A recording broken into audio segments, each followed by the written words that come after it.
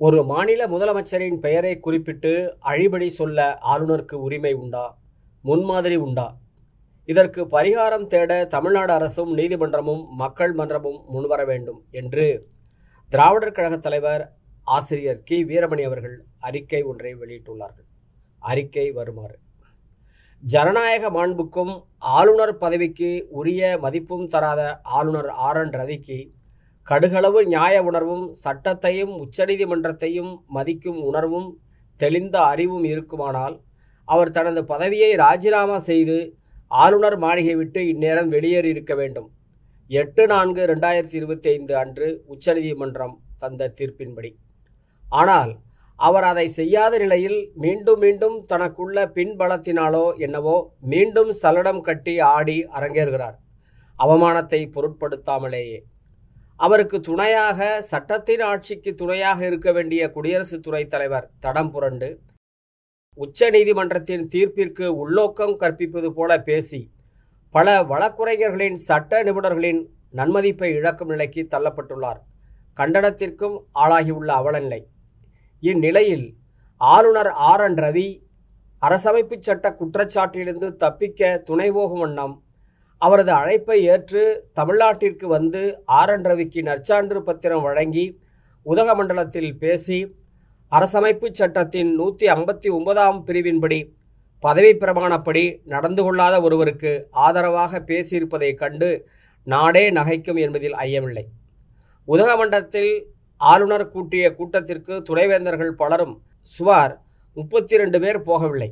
காரணம், உச்சநீதிமன்றத்தின் தெளிவான தீர்ப்பை புரிந்து கொண்டதாலும் ஆளுநர் போட்டி அரசு நடத்தும் பொல்லாங்குத்தனத்துக்கு துணை போகாமலும் தங்களது கடமையை ஆற்றிடும் தெளிவுடன் இருப்பதாலும்.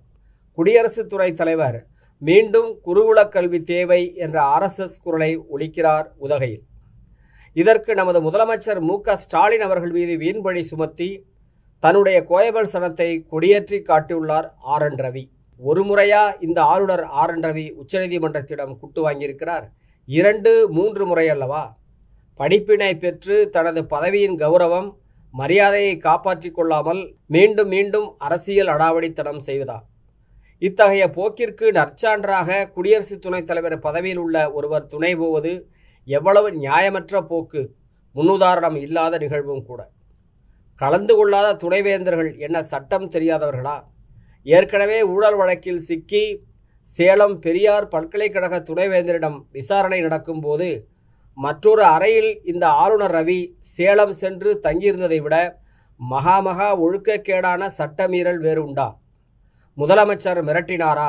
ஆதாரம் காட்ட முடியுமா? பதவியின் காரணமாக தன்னை நீதிமன்றத்திற்கு அழைக்க முடியாது என்ற அந்த மதிப்பு உரிமையை இவர் பயன்படுத்தி அவதூறு செய்வது நியாயமா?